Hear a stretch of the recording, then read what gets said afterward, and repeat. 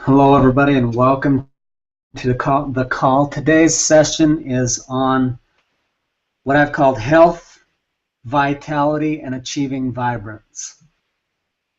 So this is a wide-ranging topic, and there's some interesting things that came up. And I first really want to speak with something that's a little bit off topic, which is what happens in our mind even as we've advanced and been in the game for a long time. So I'm a pro, been in the game for a long time of speaking, teaching, engaging, sharing a message, sharing my light, and just being me.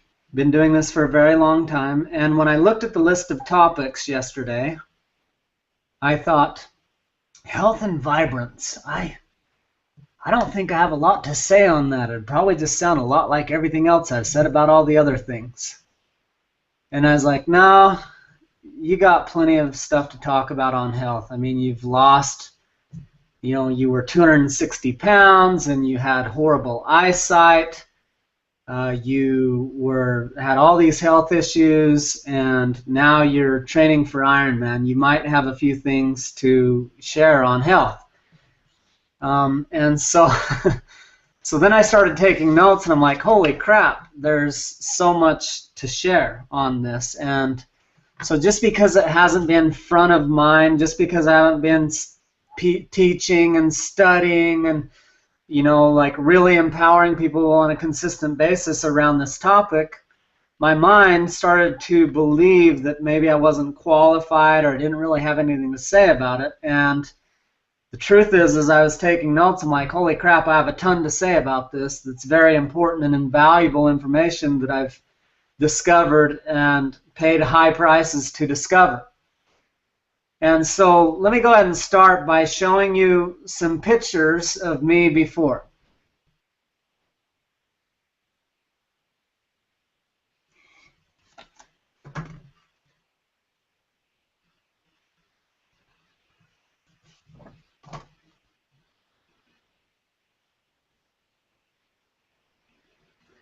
Not only am I fairly heavy, but notice how red my skin is.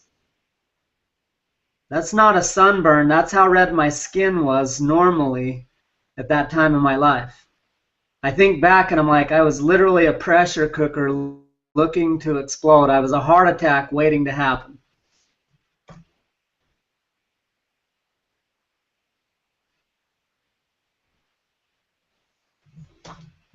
Someone asked how long ago was this? This was probably 10 years ago. Actually, this picture, this would have been like probably 12 years ago.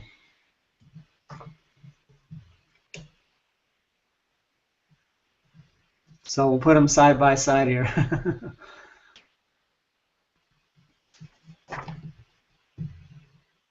That's me with a glass of wine, passed out on a lazy man chair, exhausted. Now, some of the things that existed then was a need for naps each afternoon, drinking alcohol to escape my feelings and relax my body. My eyesight was so faded that I cheated to pass the driver's license test. They had me looking in a little thing. They're like, read the third line or whatever it was. And I'm like, F. They're like, F? E? E? and they're like, close one eye and keep the other one open and keep the other one closed. And I'm like, had to shift back and forth and open both eyes just to try to make it out because I could see a little better in one eye. And a bunch of other stuff. And now I have perfect vision. The last time I renewed my driver's license, I was able to read not only the third line, but the fourth line and the fifth line, and I haven't had any surgery. I've never worn glasses. I haven't done anything physically to repair my vision. One thing I did was I shifted emotionally. What was it? I started to ask myself, because there's an emotional tie to every health experience we're having, every symptom we're experiencing. So I started to ask myself, if my eyesight is dim, what is it that I'm not willing to see? And so I started getting really honest about all the things I'd been lying to myself about, all the things I'd been denying and suppressing and hiding behind in my ego, not wanting to feel small, not wanting to feel worthless. So there was a lot of things I didn't want to see that I was in denial about. I also had thinning hair at the time that was so thinned. If I don't have the pictures here, but there's pictures where it literally looks like I'm bald on the back of my head right here. So supposedly we can't bring eyesight back, and supposedly we can't regrow hair, but hello, we can. So I'm going to break this up. There was a second topic that I had on the list that was weight loss, and I decided I want to combine health and vitality and vibrance with weight loss in the same conversation here because they're so deeply connected.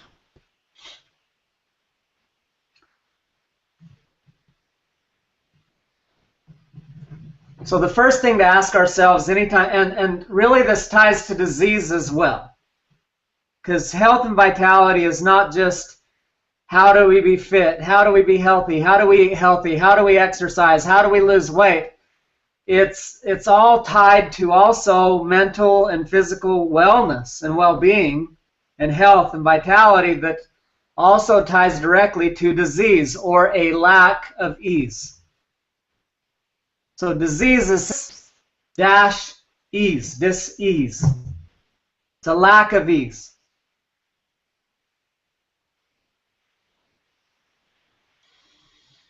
And so if we think about it, and thoughts generate feelings, feelings generate actions, actions generate results, then our dis-ease is generated in our mind first by what we're choosing to believe.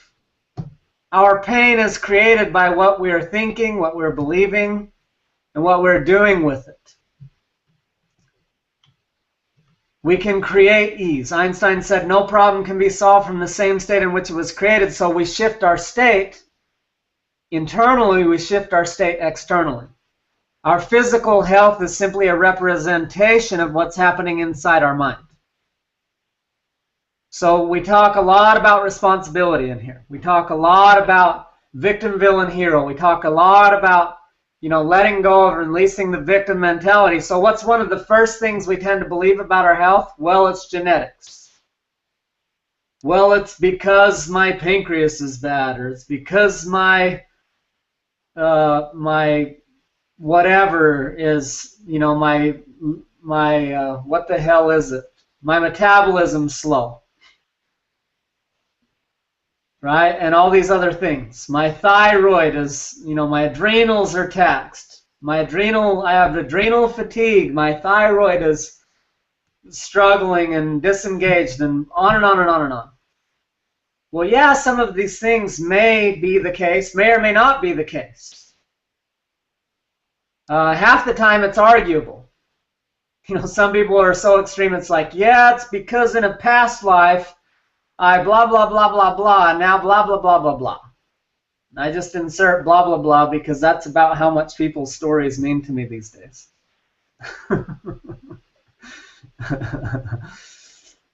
So the challenge is with any aspect of our life, if we don't take 100% responsibility, then we have no power over it. I told a story before where one of my mentors was in a store. He was choosing to be authentic. His 3-year-old daughter said, "Look, Daddy, she's pregnant." He said, "No, she's not pregnant. She's obese." The lady turned around and looked at him like, "You son of a bitch." and then his 3-year-old says, "Well, why is she obese?" And he's like, in front of everybody. Everybody's looking, right? And this whole political correctness thing is a big issue on so many levels for all of us, because we're so busy heroing the world on not wanting them to feel certain things. We've judged anger, we've judged sadness, we've judged fear to be negative experiences, and so we try to avoid having those ourselves, and we try to avoid giving or contributing to others having those feelings as well. So instead of speaking what would empower others, we just dance around and think, what can we say that will help everyone to stay in their little comfort zone? That's nice. We label that as nice. You're a good person if you're nice and you don't make somebody feel a certain way. And notice the word make insinuates a victim. That something outside of someone made them feel a certain way. Insinuates that they're a victim. So the power is first in taking responsibility for what is. It's not my parents. It's not my genetics. It's not food. It's not life. It's not just how it is. It's not reality. It's not because I had a baby. It's not because anything outside of myself. It's a combination of a bunch of things inside of myself. And by taking responsibility, I can create exactly what I want.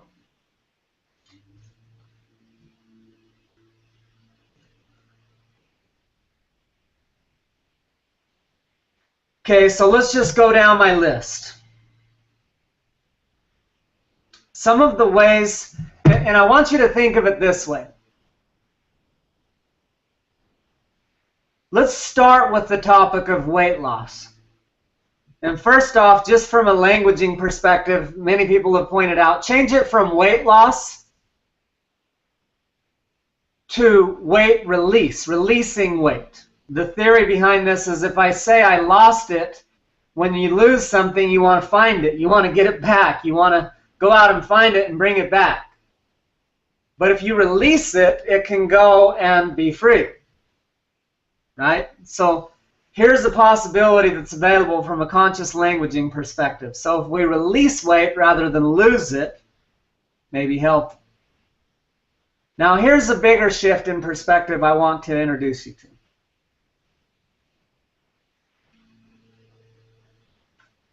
Rather than focusing on weight loss or weight release, what if we focused on vitality gains?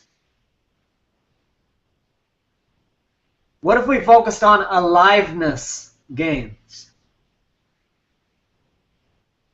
Joy and mobility and aliveness and playfulness and fun. So as long as we're waking up and motivating ourselves to do something we don't want to do, we're going to be miserable. So if you look at yourself and you say, well, I'm fat. Look at me. You're such a slob. What's wrong with you? You're so lazy, you're so ugly, you're so blah. That's a part of the problem. If we're thinking that about ourselves or others in any form, it's a part of the problem. If we don't choose to love ourselves as we are right now, we are adding to the problem in so many ways. One, we turn around and because we hate ourselves, we have negative feelings, and then we want to eat over the top of those feelings to comfort ourselves. Two, every time we think a stressful thought of any form, anytime we are in a drift, we are creating a release of hormone into our body that triggers stress. Whether that be cortisol or any other hormone, if we are experiencing stress on any level, it is adding to weight gain and a lack of vitality and aliveness and joy. So if you're stressing about money, stressing about relationships, stressing about sex, stressing about your purpose, stressing about your lack of self-love, stressing about your body and your looks and what people think of you, and anything else that you're spending energy stressing about, you are releasing hormones into your body that cause you to gain weight. Your body says, we have a crisis situation here. It's a very stressful situation. I'm not sure if we're going to survive. We better store up for rough times. We might be going into a drought. Store, save, pack it away. So one of the number one things you can do is create ease and flow. Now, every time I'm making myself do something I don't want to do, I am already on the drama triangle. I have already assumed the role of villain against myself, villainizing myself to get myself to do something else that I don't want to do. I'm already expending massive energy. Come on, you lazy piece of shit. Get your ass up and do something different, you slob. Or whatever I say inside of my head, I'm in a battle in my own mind. I'm in absolute hell because of the way I'm treating myself, and the very thing that caused the problem in the first place is still carrying on. The battle is the problem. The health issue is not the problem, that's the symptom. Whether it be weight or any other issue. That is not the problem, it is the symptom. The root of the problem, just like everything else, is founded somewhere in unconditional love and impeccable integrity. Where is it that I'm not loving myself enough that whether I have money or not, so if I fully love myself, whether I have money or not, I'm happy and peaceful. Whether I have a relationship or not, I'm happy and peaceful.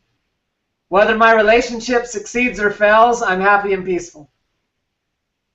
Even the perception that my relationship succeeds or fails based on it being together is a bullshit myth. Sometimes relationships are meant to serve for a time and then move on. So anything that I believe is of course I'm stressed about that because my bills are due and I don't have money, or because my relationship is on the verge of falling apart. No, you're not stressed because of that external circumstance. You're stressed because of what you're doing with that. Stress is a choice. So if we get off the drama triangle with all of that and we shift instead to, I'm not going to make myself go do miserable things that I hate. I'm not going to push myself harder than I deserve to be pushed. For instance, one of the things I would do is be like, by hell, I'm going to the gym. And I'd go to the gym and I'd hit it hard. Ha, ha, ha, ha, ha, ha. And then I'd go home and I'd be so wiped out I couldn't move for a week. And then I wonder why I can't follow through and keep working out consistently.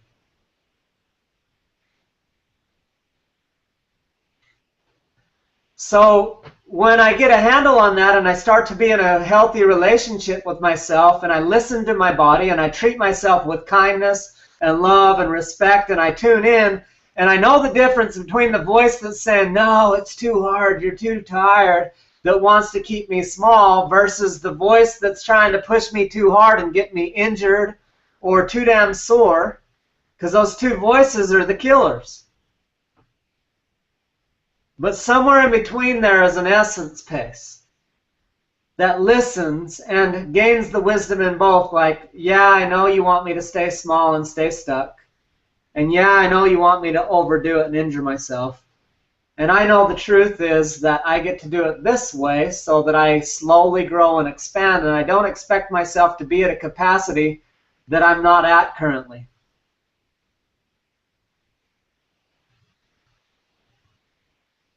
And I'm not going to beat myself up over that. And I'm not going to compare myself to anybody. Comparing to others is a drift in and of itself. So the shift drift, I mean, we come back to it no matter what we're talking about. It's if you want to kick butt in sales, learn how to shift through your crap. You want to shift your relationship issues, learn how to shift from your drift. You want to shift your body issues, learn how to shift from the drift.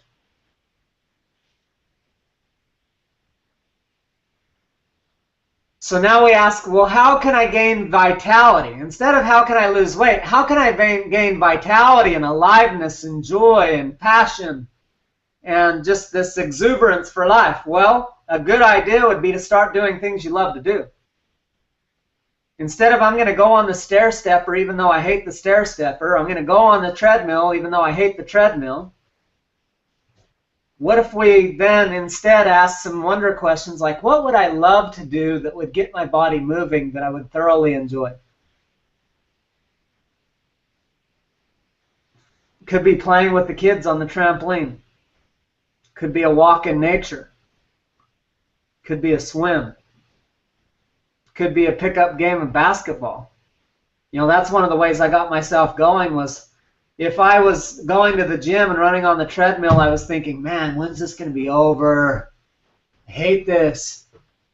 And then if I was on the basketball court, though, in a competitive game of basketball, I would go and go and go and go and go and love every minute of it and not want to stop and couldn't wait. Like I wouldn't even have one thought of when's this going to be over. And I was getting even better workout than running on the treadmill. So one of the biggest issues is this either-or persona that we live in. Every time you're in either-or, you're in a persona, you're in a drift. So when I think, well, I'd like to be healthy, but I hate eating nasty food. Well, that's rooted in a belief that you have to eat nasty shit to be healthy. It's not true. It's a lie. Well, I don't want to have to give up these foods that I really love. Well, what if you didn't have to give up anything? What if you added more and more amazing, delicious foods that were healthy and aligned with your goals and objectives that you absolutely loved? And then eventually your palate automatically shifted and you no longer craved the shitty food. So like I used to crave French fries and deep fried stuff and all this heavy, heavy deep fried processed stuff. It was hard. It was literally like an addiction. I'm thinking of the scene on So I Married an Axe Murderer where his dad says that Colonel Sanders is an evil bastard who puts an addictive substance in his chicken. Something like that. So it was literally like giving up an addiction for me in the beginning, to give up my heavy, deep-fried processed foods. It was hard. It was like, no, I don't want to give these things up. This is what I love. And so I just quit trying to give them up. I quit trying to quit things and started focusing on adding things that I loved. Like, all right, my wife now, who was my girlfriend at the time, was a great inspiration for all this for me. And she just showed me how to make amazing, healthy foods that were the most delicious foods I ever had. And it's like something started to change in my mind. I'm like, holy crap, this is so delicious. And I feel so amazing afterwards. Why would I eat anything different? So before, I'd perceive a salad as a bunch of dried up lettuce, a little bit of carrot gratings and the shit you buy wherever you buy it, and then some gross ass ranch or whatever that was half-assed, and that was a salad to me. And she showed me, she's like, oh no, get this vibrant, amazing, organic, fresh lettuce and make it all epic and add all of your favorite toppings and create an amazing dressing that's absolutely healthy for you and fuels your vitality and aliveness, that's whole and organic and fresh and awesome, and pour that all over and drench it and make it super juicy and make it as big as you want, because I thought a salad won't fill me up. I thought salads are nasty. I thought, well, the only way to make a salad good is to drench it in a bunch of unhealthy dressing, right, or whatever. And what I discovered was by adding a whole bunch of my favorite ingredients, it was like a frickin' festival in my mouth. And there were all these options she started to show me, and so I just learned new options of dressings and combos and all of this, and that was the start.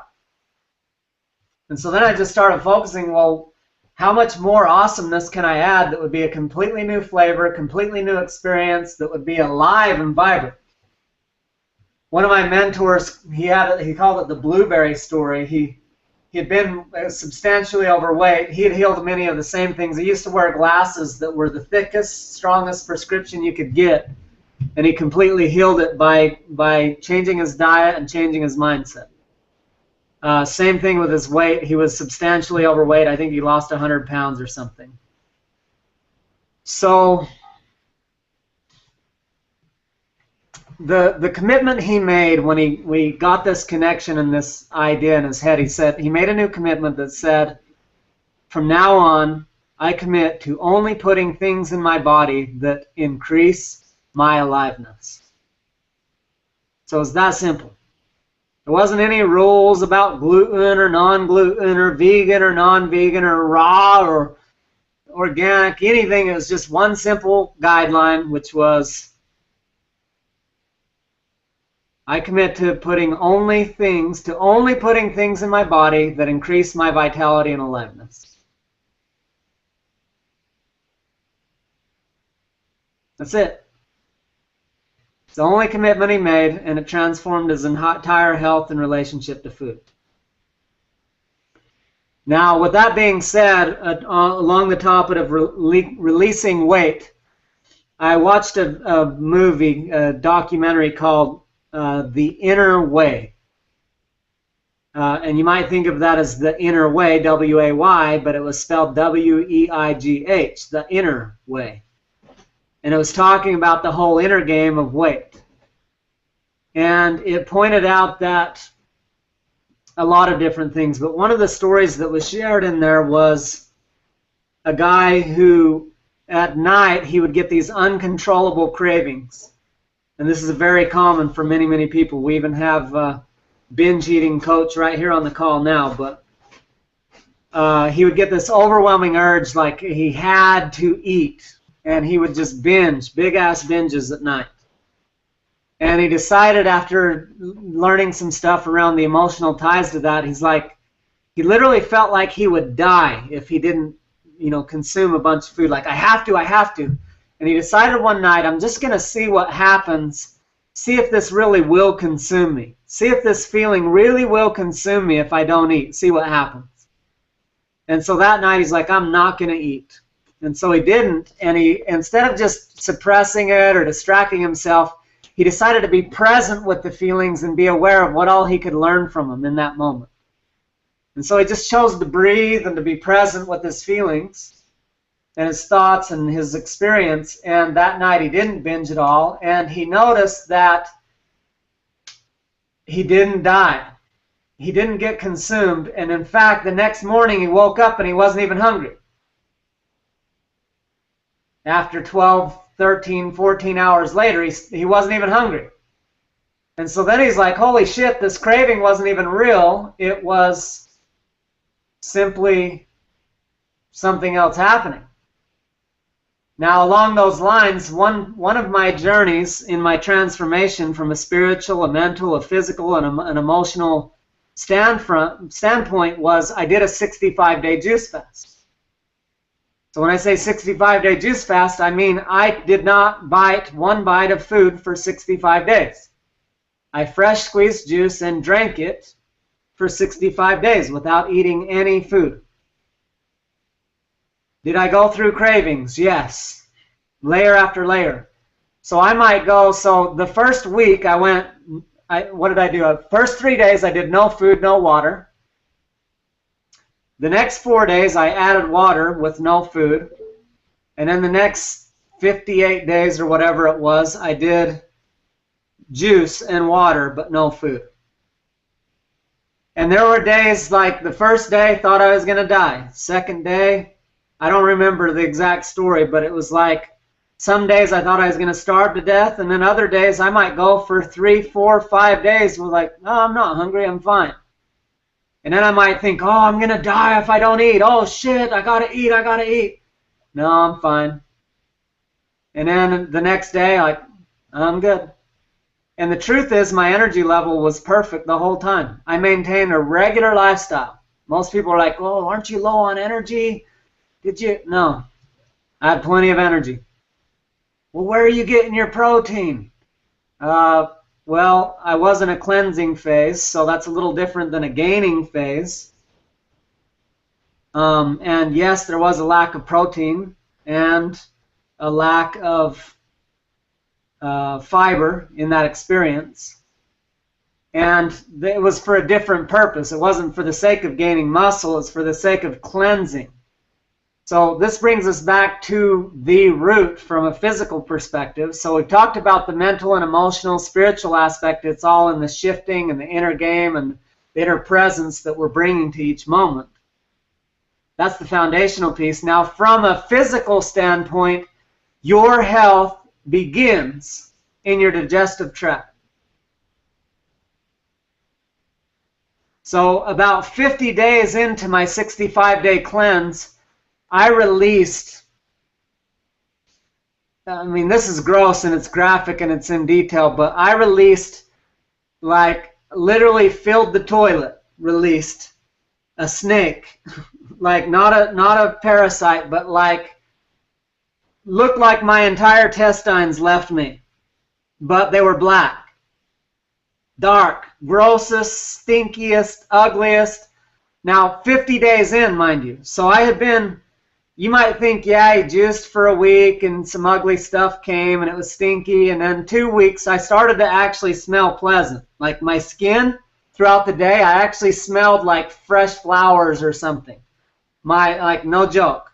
My underarm, no deodorant needed. So like all the deodorant that we need, if you're needing a lot of deodorant, that just means you're toxic. And our antiperspirants got issues. They're like blocking the shit in. Well, you were designed to sweat so that you could get the toxins out. So then we come up with something that keeps the toxins in so we won't stink. Well, you wouldn't stink if you were getting the toxins out. And if you would quit putting the toxins in. You literally are what you eat.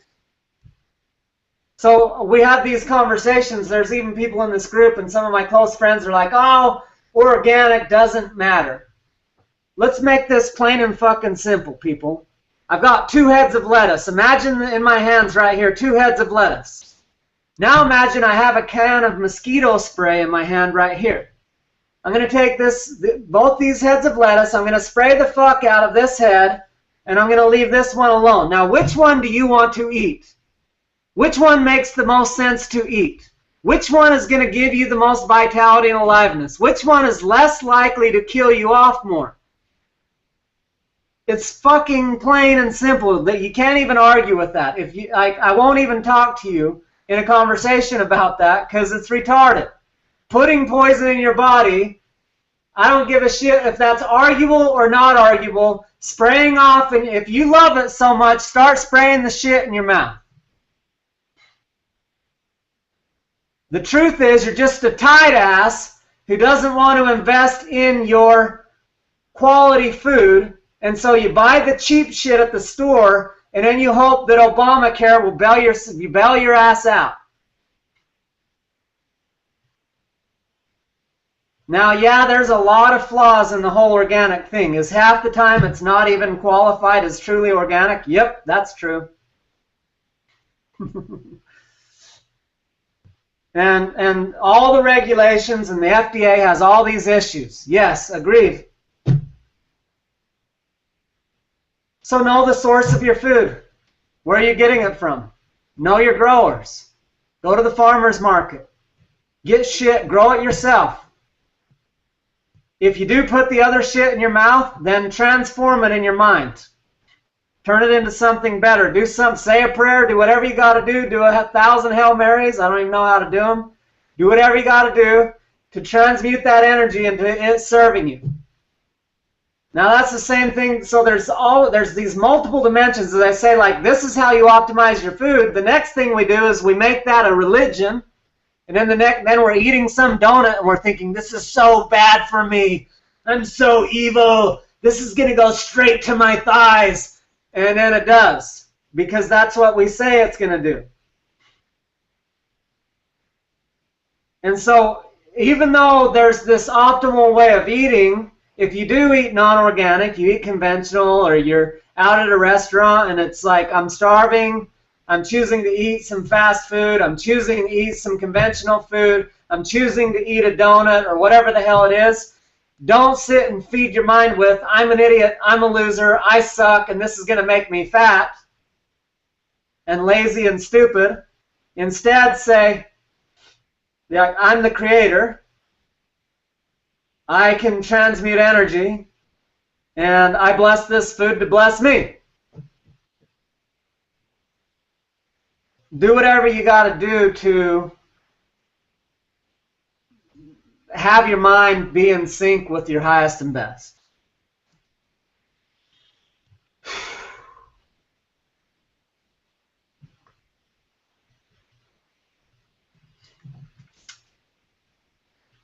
Okay, so here's another key mindset thing.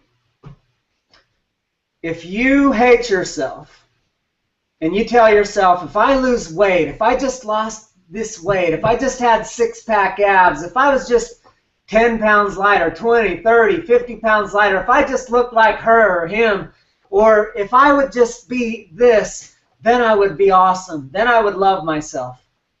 That's a part of the problem. The first step is I love myself right here, right now. I am a spirit who is an infinite being, who is a child of God, who is more than enough as I am right here, right now. There's nothing I need to do to be worthy. There's nothing I need to do to be valuable. There's nothing I need to do to be beautiful, amazing, lovable, loved, valuable, awesome, everything good. I already am that. I am not this body. And even if I was this body is a beautiful tool that is assisting me on my journey and is teaching me exactly what I came here to learn. If you hate your body, you are in a battle with your body. If you hate yourself, you are in a battle with yourself. If you hate yourself and you hate your body, you will struggle, you will fight, you will suffer. And the chances of you getting what you want are slim to none.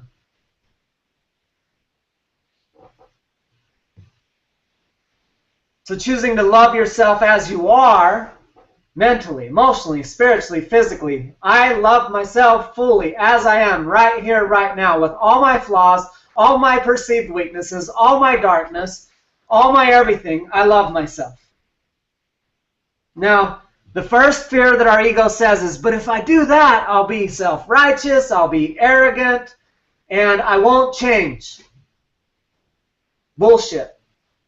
Your frequency will raise so much so by loving yourself that you will no longer crave a lower frequency food. You will no longer crave a lower frequency vibration. I used to think if I didn't guilt and shame myself, I wouldn't stop drinking. Bullshit. The thing that helped me stop drinking and eating shit food was loving myself so much that my frequency was this high that I'm like, why would I drink and bring myself down here? That feels way worse than being up here. Screw that. See, I used to think drinking made me feel better because it kind of did for a minute. It's like I felt shitty here, drink alcohol, feel good for a minute, then feel even more shitty afterwards. I had this crash afterwards, right? Same with coffee, same with sugar, same with my heavy foods. Like they would bring me grounded because I wouldn't ground myself, right? All these things. Lower frequency actions. But as you love yourself further and further and raise your frequency higher and higher, the less you're attracted to those lower frequency things. Your palate changes, your frequency changes, your mindset changes, everything changes. There was a time I thought beer was delicious and deep fried food was delicious and all the heavy processed stuff was delicious. Doritos, Snickers, Mountain Dew, those were my favorites. Now they don't even exist. I don't even see them in the store. I don't even think about them. A smoothie would have been weird. I just wouldn't have felt whole or complete. A smoothie? What? No, I need something that'll stick with me, some man food. Give me some meat and potatoes.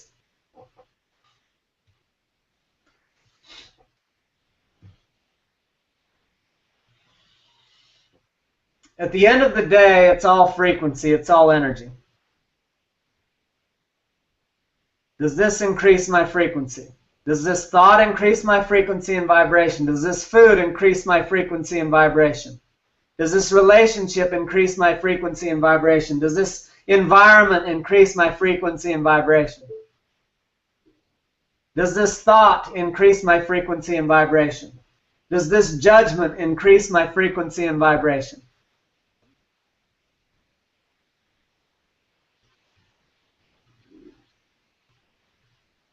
So just yesterday, going out on date night with my wife, I pull up and there's a guy, it's busy traffic, Laguna Beach, and a guy pulls up and parks, and there's a car up here. He could have just pulled up one more spot, and then it would have been easy for me to pull in. But instead, he parks in the back one, which then requires me or someone else to parallel park in busy traffic.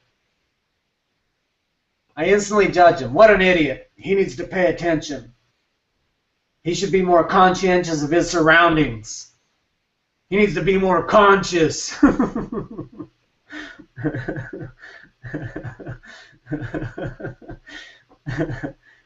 And then I instantly catch the thought, I'm like, oh, that's bullshit. I'm like, how can I transmute this frequency and raise mine and his and the frequency of the world? And I turn around and I say, bless judgment. Bless my judgment, that it will find peace. Bless my perfectionist, that it can relax and find peace. Bless my self-righteousness and ego, that I will be connected as one and love all in peace. Bless him, that he will continue to be happy and peaceful, knowing what he knows, not knowing what he doesn't know, being aware or not being aware. Bless me for judging that I'm not okay and he's not okay if we're not aware and 100% on top of shit 24/7.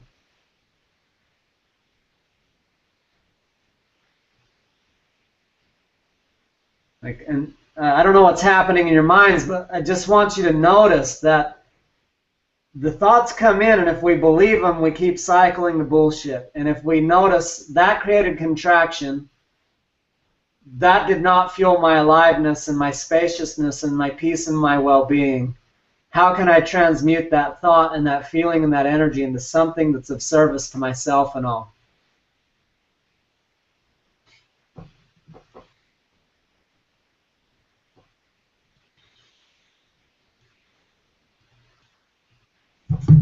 So one of the other things we do with either or, so we do either or with our exercise. Either I can be unhealthy or I can do exercise I don't want to do. Lie.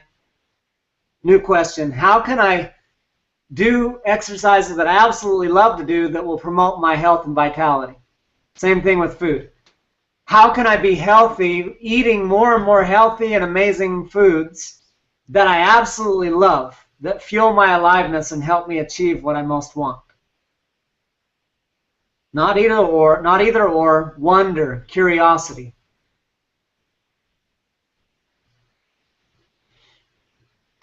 Getting yourself off the drama triangle by loving what you're doing, loving yourself. Focusing on adding versus taking away. So instead of I'm not going to eat this anymore, I'm going to eat this, more of this. I'm going to do more of this. So one of the key things that made, I lost a lot of weight, and then I hit a plateau, and then I lost a lot and hit a plateau, and then I lost a lot and hit a plateau. And one of those plateaus was understanding macros and micros. So I was super frustrated. I was around 210, I think, and I'd been eating, I'd gone 100% raw, organic, vegan.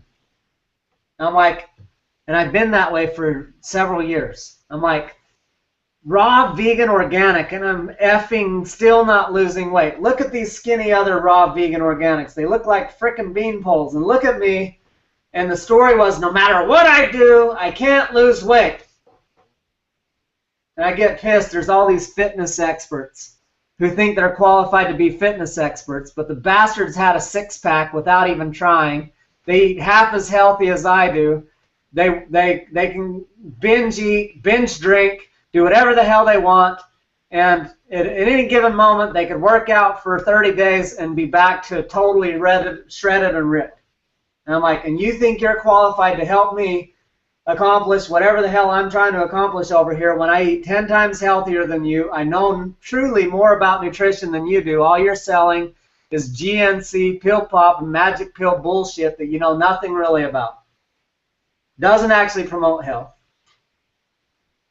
Like, no, this is a different story. If you're going to be qualified to help me, you get to have struggled and overcome the same shit that I've dealt with where it didn't come easy. It didn't come naturally. You face the same shit that I've faced with the mindset blocks, the skill set blocks, the lack of knowledge, the lack of understanding, the addiction, the cravings, the genetics, because, yeah, all that plays a role. But I can either say, well, it's just my metabolism, or I can say, okay, my metabolism probably obviously isn't working the same, or something inside this vehicle isn't working the same as that skinny bastard who doesn't even try. So he either knows something I don't know, or he just has a different physiological experience, and there's something that I don't currently know, that I'm not currently aligned with, that would allow me to achieve higher vibrance and vitality.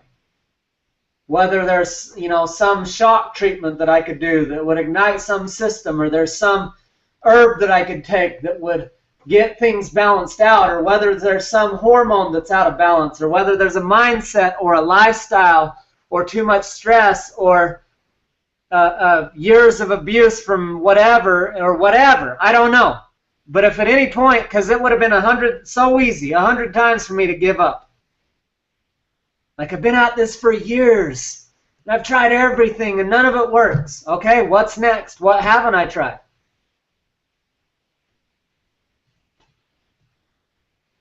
What don't I know? So the macros and micros is about, there's micronutrients, there's all these minerals and vitamins and all this stuff that's these tiny, that we need a little bits of.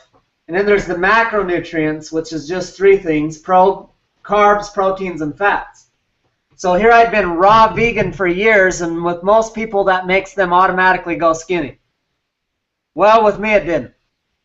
Helped me lose 20 pounds or something, and then another plateau. And then I learned about macros and micros, and I realized, even on my raw vegan diet, I'm consuming way excess of, carbs and fats, and a limitation on proteins. And so by balancing these out, I got like 10 or 20 pounds pretty quickly just by paying attention to the macros. And again, this is different for everybody. But the key is, don't just give up because you think you've tried everything. Never give up. Always learn and move forward and stay in the question. Be curious. So for some people, something to consider is hormones. One person in his 20s may do CrossFit, and it triggers a bunch of testosterone, and that testosterone burns a lot of fat and builds a lot of muscle. A guy in his 40s, his hormones are different because of his age. It triggers cortisol and actually helps him put on weight if not done properly. So just thinking that working harder is going to solve it doesn't actually solve it. Thinking that starving yourself and eating less is going to solve it doesn't actually solve it. Thinking that you hate diets doesn't actually solve it, because we're all on a diet. Thinking that a magic pill is going to make your problems go away is an issue in and of itself that reflects all across the board in over-financing houses that are bigger than we can afford, and cars that are bigger than we can afford, and having sex before we probably ought to in a relationship, and then wondering why it hurts, and all our other forms of magic pills of the instant fix. Eating over the top of our feelings so that it'll go away, instead of breathing and feeling them and letting them go, and transmuting the story that created the feeling and doing the work around it. So macros and micros are important. Getting some knowledge on how many carbs, fats, and proteins would best serve you. When you're doing endurance exercises, now that I'm training for Ironman, there's so much that I've learned about. Holy cow, it is so important to fuel consistently. I used to just think it was about getting out there and being tough. No, as I'm training for Ironman, I actually am required to consume about 300 calories per hour while I'm training. So half of the training is me dialing in, how do I consume 300 calories per hour in a way that consumes the least amount of energy to digest and is easy for my body to digest and doesn't send me to the crapper, and just allows me to have the maximum energy in the most easeful way. And then I actually get to break that down about so now I'm to the point, got the big ass watch that has all the features, and one of those is every 15 minutes a beeper goes off and says, consume some calories, about 75 calories. And so I pull out a bottle that's perfectly mixed with a shit ton of calories. I'll put about 2,400 calories in one bottle this size. And about every 15 minutes I go,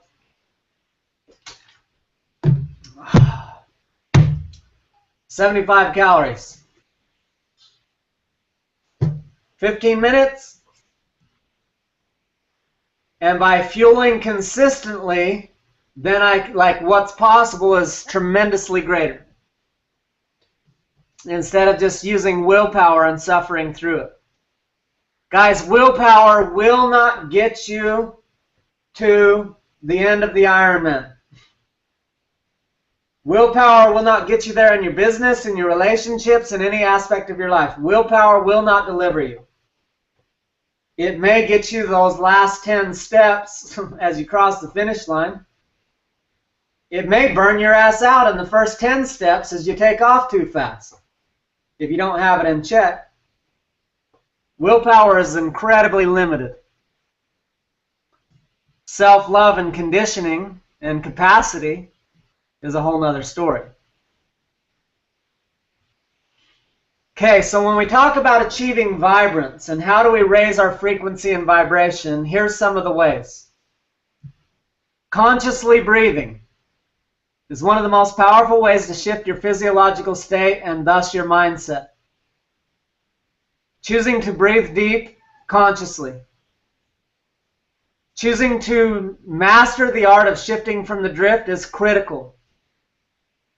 Knowing that if you're not in a state of mental ease, you are in a state of dis-ease or lack of ease. And you are creating dis-ease in one form or another. Guys, what I've observed about cancer is that it's simply buried feelings. This is my story. I'm not 100% certain, but I'm almost certain that the far majority of cancer, if anything, it's probably a combination of we have a lot of negative thoughts and feelings that we've suppressed that then attract the negative shit from the air and the pollution and the herbicides and fungicides and pesticides in our food and all the other toxic shit in our environment combines with our toxic thoughts and feelings and energies inside, and they attract like a magnet somewhere in our body, and boom, cancer is born. Some version of that. I know there's more to it and whatever, but there is a massive role. Almost every person I know who died of cancer was a person who was a very loving and kind person who had a lot of suppressed emotion, typically anger and sadness, that they weren't okay with. They judged and suppressed. Typically, the most loving and kind people I have known have died of cancer. Because they're so kind and gentle that they would never want to hurt anyone, so they suppress and judge their feelings and stuff them down, and it becomes their demise.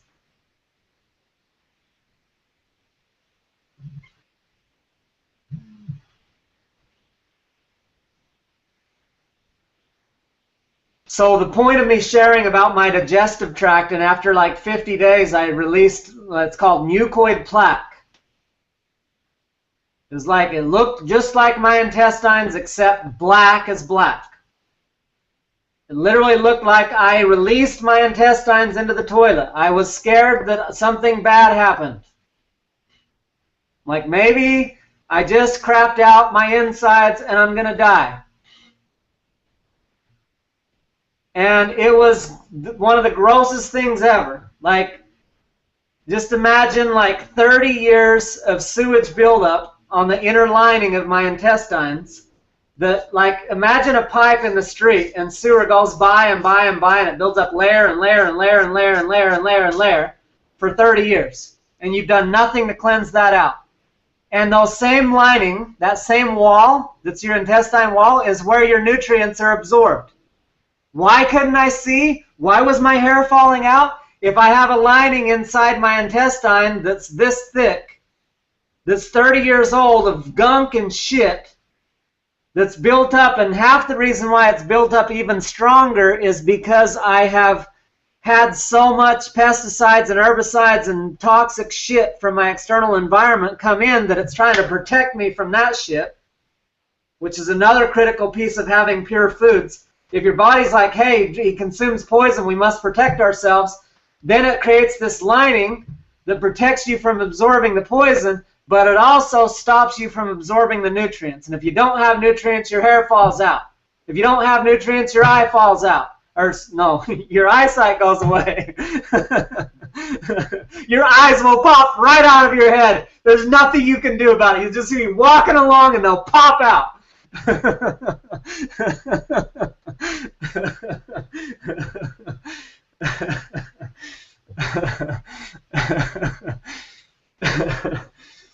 So, like, no wonder why our eyesight goes away. No wonder why our hair falls out. No wonder why we need naps in the middle of the day. No wonder why our skin becomes red. No wonder why we feel like shit. Because we're not getting the nutrients. You can eat all the nutrients you want, and if you've got a protective layer that's a barrier between where you absorb nutrition and where you pass poison through your body, sorry. Glad you're getting fatter, but sorry you're feeling shittier.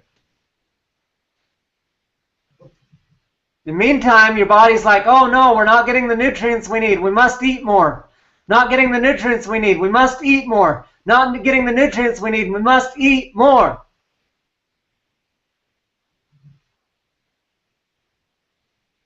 So cleaning out your digestive tract is critical. And the next piece is, if my intestines aren't clean, I got my colon, got my small intestine, got my large intestine, well, all that connects, and if those aren't absorbing and working properly, then the next system up doesn't work properly, which is, and I don't know all the systems thoroughly, but my liver is a critical piece that's right up the lane there.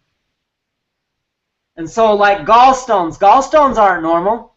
People that are waiting, like, oh no, I hope I don't ever have to pass, liver stones or gallstones or kidney stones. Well, if you'd effing cleanse the damn things and be proactive about it and educate yourself about it, then you won't just one day wake up and have a damn stone passing through your penis, guys.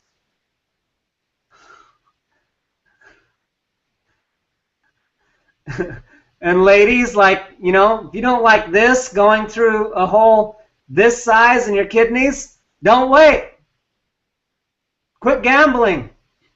Clean the shit out. So, is it gross? Was it hard? At the end of my 65-day juice fast, as well as at the end of my 30-day juice fast, as well as at the end, because I built up, I couldn't do 65 days the first try. First time was like 3 days, and it maxed my ass out. Next time, 7 days, maxed me out. Pushed me right over the edge. Next day, like 18 days, or next time. I gave it several months break in between. Next time, like, okay, 18 days. Then I jumped straight from 18 to 65.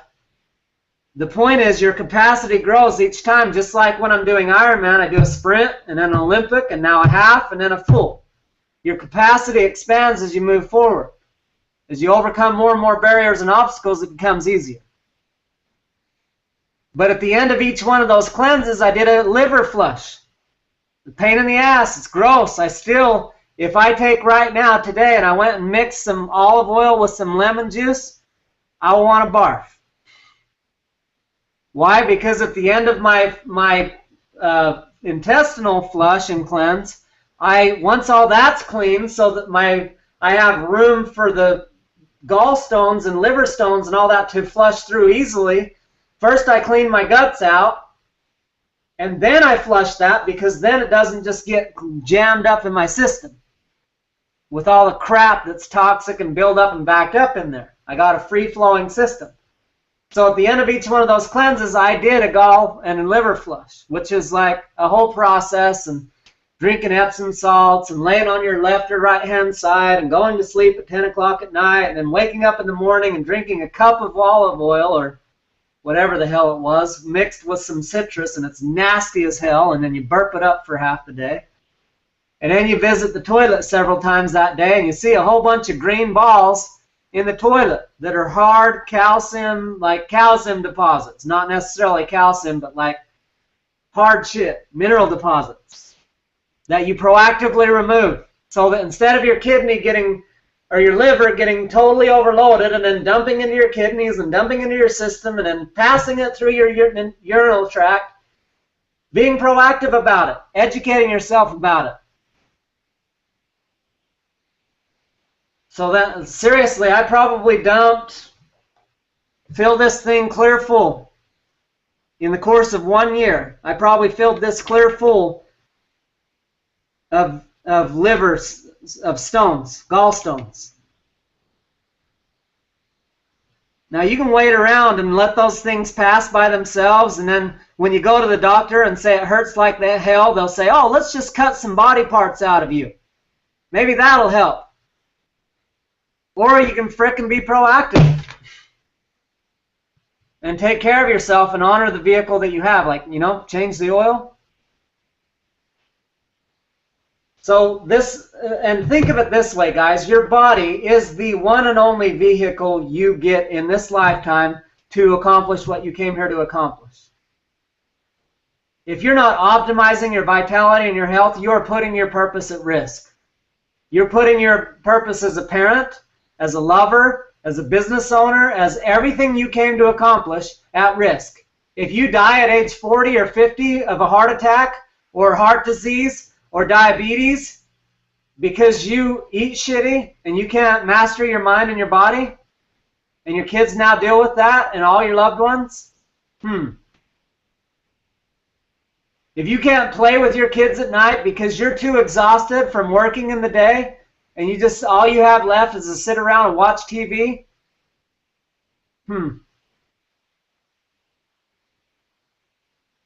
If you don't share your mission and your purpose and your message and shine your light because you don't have the energy and vitality because of the fuel you put in, if this is a Ferrari, not a Pinto, actually half of you may not even know what a Pinto is. Ford Pinto, back in the day. Well, today would probably be like a Festiva or some shit. So it's either a piece of shit car or it's an awesome car. So which are you going to treat it like? If it's an awesome car that you paid $1 million for, are you going to put shitty gas in it? If you've ever traveled to Mexico or a third world country at all, you know what shitty gas is. It like has water and dirt and trash in it, and you're like, oh shit, my car's going to start sputtering and acting like shit. And if you have a nice car, you don't even want to bring it down there. And if you have a Ferrari that you spent hundreds of thousands of dollars for, you put the supreme, best fuel you can get. You don't care if it costs $1 more. Because you'd rather not replace a $25,000 engine. So, I mean, one of my favorite quotes is, think organic is expensive. Have you priced cancer lately?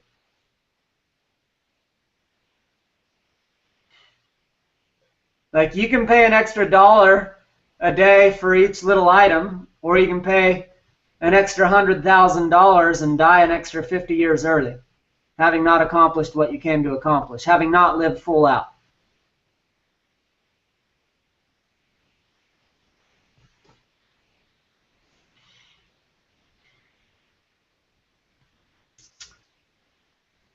So eating food we love, doing exercise we love, cleansing the body, cleansing the intestinal tract, cleansing the liver, cleansing the kidneys.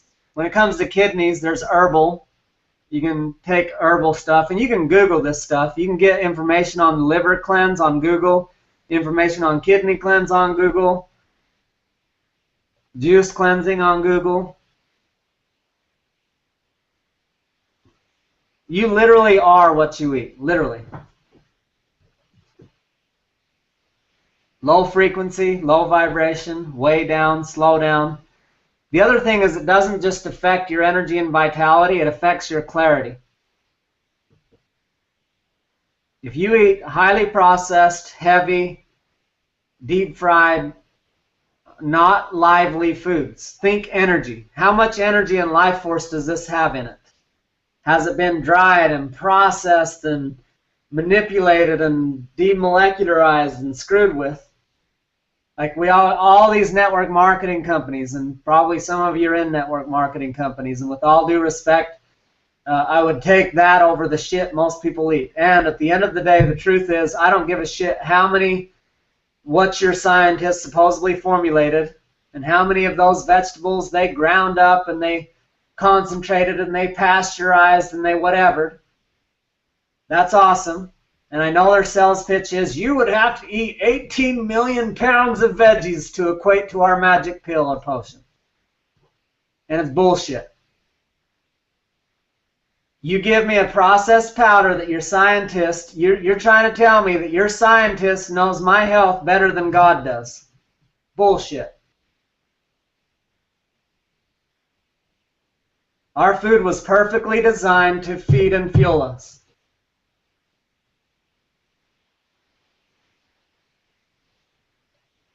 It has all the nutrients. Think of they've even taken pictures that measure energy. You can take pictures of food. You can take and cook. The more you cook food, the less energy that's in it. The more you mutilate the food and the cells. You can look at the cells. They were round, perfectly organized cells before cooking. The more you cook it and then look at the cells under a microscope, they're all deformed and clumped up and all this stuff. You are what you eat.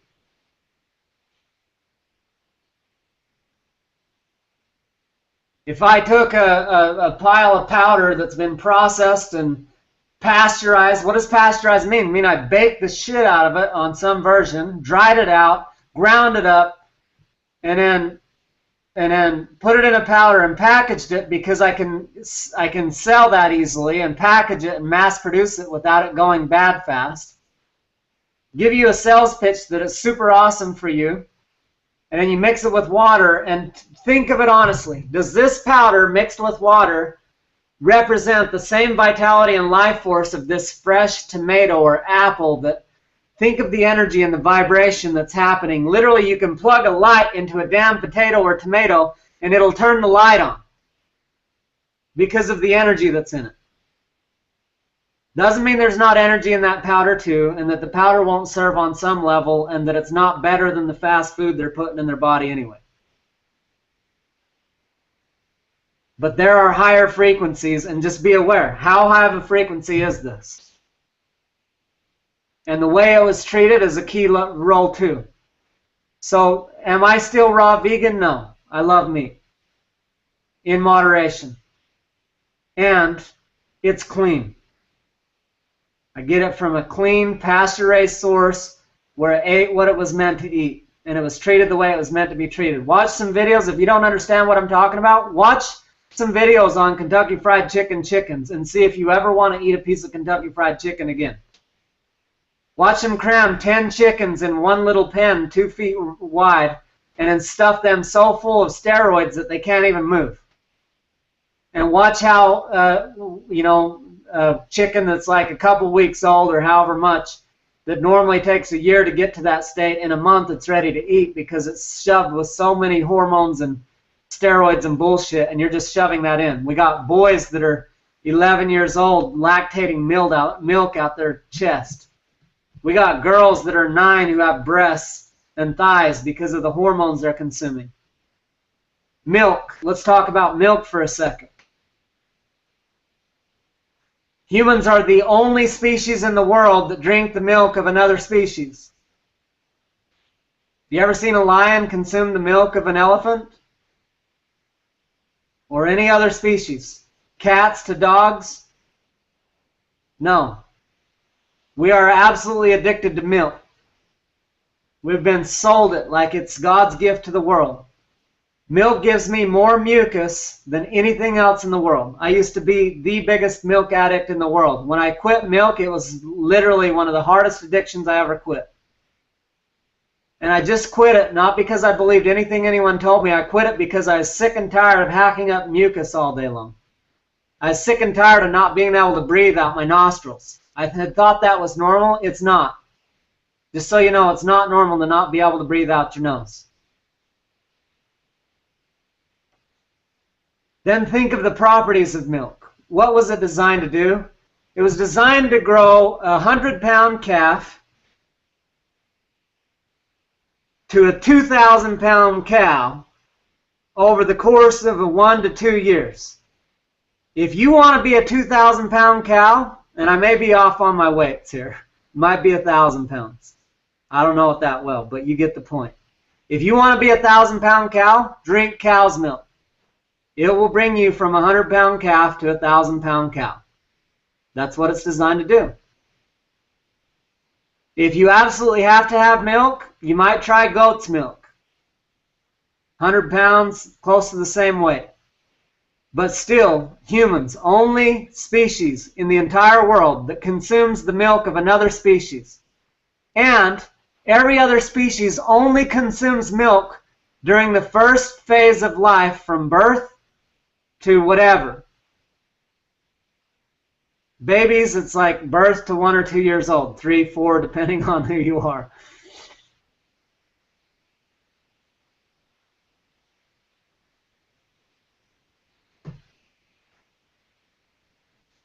Almond milk is a great alternative. Coconut milk is a great alternative. Very enjoyable. Some of my favorites. Take some coconut water from a fresh Thai coconut. Put it in my blender. Throw just a pinch of fresh, raw vanilla powder in it, or vanilla bean in it. Throw just a dropper of stevia, or agave, or honey, or any quality sweetener. Or don't even do that. It's good anyway. But do all that, and it tastes better than any milk I've ever had. And it's loaded with essential fats and even some protein.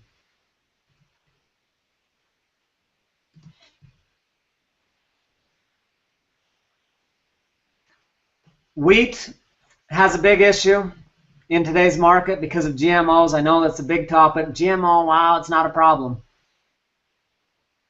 Maybe it's not, but when they put pesticides, they extract pesticides and extract it into a gene of my food, I'd rather not.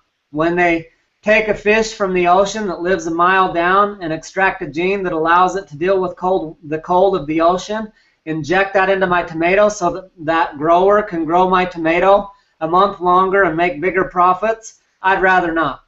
When my tomatoes taste like fucking cardboard instead of tomatoes, I'd rather not. Like, there's a big ass difference. If you haven't grown your own tomato or gone to a farmer's market and gotten a real tomato and compared the taste of that compared to the shit you buy at the store, you don't know what food is.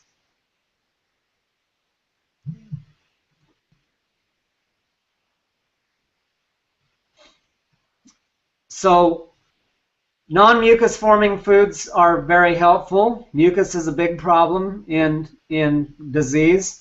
Alkalizing is a big help. Greens are very helpful for this. Think greens, greens, greens, and alkalizing foods. One of my favorites, there's like the eat right for your blood type theory, which I'm not 100% on board with, but I like some of it. There's a different one that says geographical location makes all the difference in the world, and this one has resonated very strongly. It says, if you were an Eskimo, and you're eating like the people in the rainforest, what do Eskimos eat? Mostly meat, mostly fats. And they thrive. Rainforest, mostly fruits. Halfway in between those two places, which is pretty much everyone in the U.S. or anywhere near the equator whatsoever. During the winter, root vegetables, meats that they can hunt. Like, what could you get in the winter if you were a native in the place that you live? Is a good guide. Like, there's a reason why that food grows during that season, in that location, because that's what best serves for that location in that season.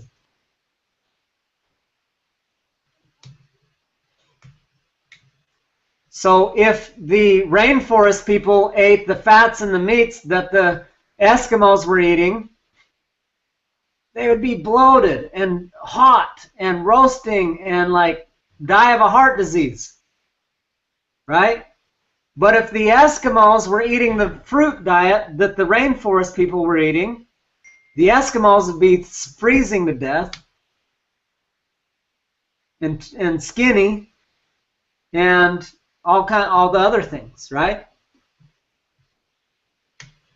And everything in between. So we've got fruitarians, we've got vegetarians, we've got vegans, we've got whatever. So my basic philosophy is pay attention to where you're living and pay attention what could you eat local and in season if you were a native in that geographic location. You may even consider that this is a sign that you're meant to live in a different location if that doesn't include the foods that you want to eat.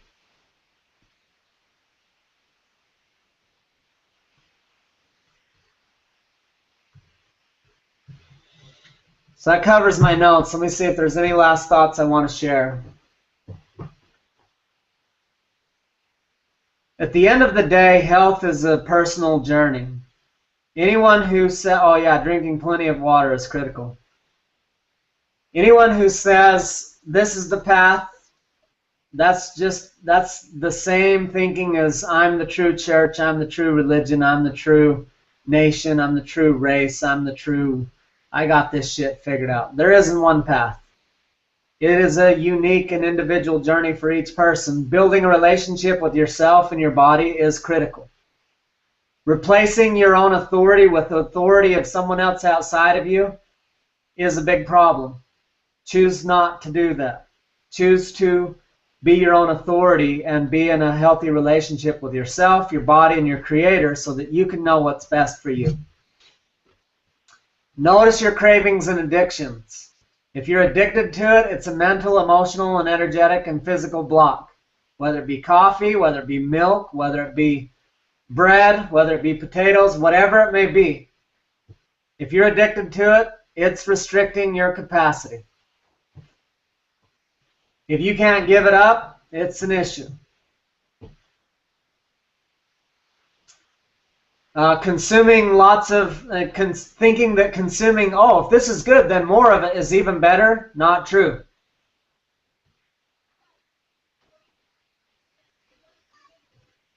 Just because cashews are good for you doesn't mean 18 cups of them is going to help you be more healthy. Your body knows what to do with a portion of those, and then it's like, okay, store this as fat for later usage. The same of all other foods. So there's a cleansing time and there's a building time. Know how to honor both of those. Ideally, I recommend that you cleanse every spring and every fall. Twice a year, do some form of cleanse. Now, it don't have to be a starvation or fasting cleanse. You can do an herbal cleanse.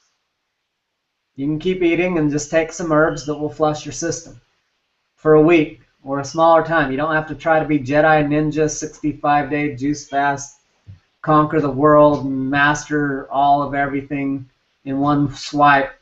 Like, just take it at your pace. The question came through, do you recommend taking supplements or getting all nutrition from food? I do take some supplements. I don't truthfully believe a whole lot in supplements. I do some supplementation, but I primarily focus on using food as my medicine.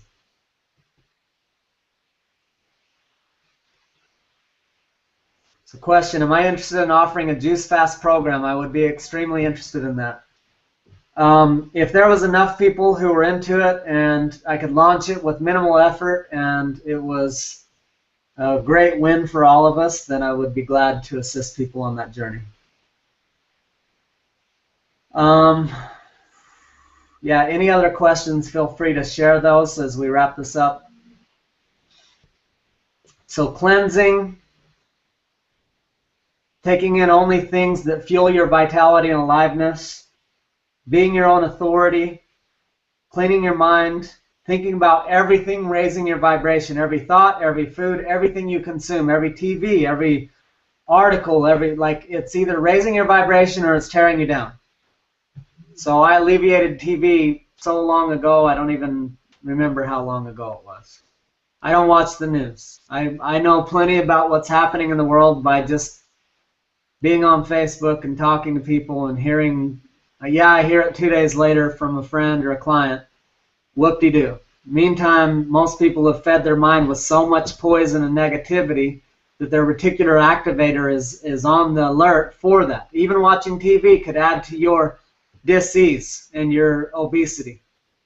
Oh, this is a scary, miserable world with all these horrible people in it. No, the world is actually, I read a statistic a month or two ago, said the world has less war, less disease, less famine, less of everything negative than it's ever had in all of recorded history today.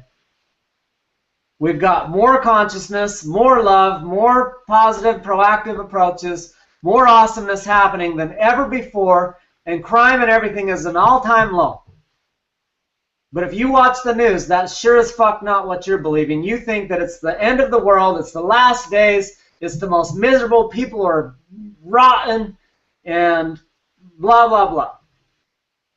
And that's because that's the world you're creating. Think about it. Back in the day, if you lived in a village where something happened occasionally, you'd be like, yeah, something happens occasionally. Today, you have access to TV that is world news that shows you every catastrophe that happened in the entire world every day. And so your mind thinks, oh, there's so much worse shit happening. No, you're just feeding it full of so much more shit. And what you focus on expands. So question, what are your thoughts on microwaves? I don't use microwaves. If you like nuclear shit and you think that nuclear shit doesn't affect you and doesn't affect rats and doesn't affect everything, yeah, that's fine too. It's definitely been linked to cancer in more ways than we can count. And I know people who have massive, people who worked with microwaves in the military who literally became handicapped as a result of it.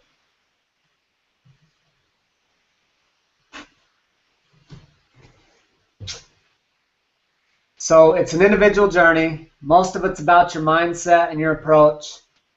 If you buy all of this, if you make all of this your religion and you get all uptight about it, then that'll make you just as unhealthy as being positive and eating shitty foods. So don't go down that road either. I've been down that road. Kind of sucks. So moderation, wisdom, know yourself, love yourself, feed yourself as if you love yourself. Exercise as if you love yourself. So rather than, oh, I need to get in shape so I can be sexy so that I can love myself. No, I love myself as I am. And I love myself so much that I choose absolute maximum joy and vitality and aliveness. Therefore, I choose to eat healthy, vibrant, alive foods and to do vibrant exercises and movement that increases my life force and my passion and my energy. And I'm not here to prove anything. My self-worth is inherent. It already is. And I'm doing all of this because I love myself, not so that I will love myself.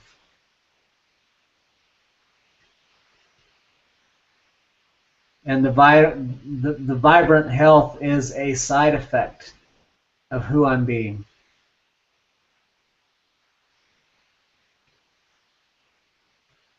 Because I'm doing what I love, I'm serving others, I'm having fun, everything else works itself out. Seek ye first the kingdom of heaven, all else will be added unto you. Well, and all else includes vibrant health. That's part of the all else. Create heaven in every moment, inside and out, on every level, and approach it always from all angles, mental, emotional, spiritual, physical. It must be a holistic approach. Otherwise, you're missing key components. That's it for today, guys. Thank you for joining me. Please, please get on and share. No memes, no positive quotes. The most valuable thing you can do to contribute back to this group is invite new members and get on the group and share your takeaways from this event. From like the main theme for this week is health and vitality and vibrance. What did you get from this? What are your key takeaways you already got? Throughout the week as you implement and try it on, what are the key ahas and breakthroughs you're having? Share those things and inspire others to watch and share and transform from that. We don't need a bunch of positive quotes. We don't need a bunch of outside information. We've got more than enough information from what we're doing. What would best serve is to get more people consuming the information and sharing their breakthroughs so that it'll inspire others. Each time you guys share and say, wow, I learned this, I did this, and now this result came because of it, then people go, holy shit, this works. I got to do this. When you pass on a positive quote, they're just like, oh, cool, positive quote, and pretty soon they just tune out. Pretty soon everyone will tune out Limitless Legion. Oh, someone posted another fucking meme in Limitless Legion. I'm not even going to waste my time to go check it out. But if you quote something that's real and raw and relevant that you experienced as a result of what you're doing here, that will empower someone else to get the same result, that's transformational, that's raw, that's relevant, that's vulnerable, that makes a difference, that counts. So guys, I'm not asking you to pay me for this. I'm giving this consistently and weekly for free. I am asking. Show up on the group, share your learnings and your breakthroughs on the topics and the trainings that we're doing in a way that inspires others to watch the trainings and take action on the trainings and get results so that we transform the world. I do, you do, they do. Allow it to be an exponential effect. That's the exchange I'm asking from you at this point in time. Thank you. Create an amazing week.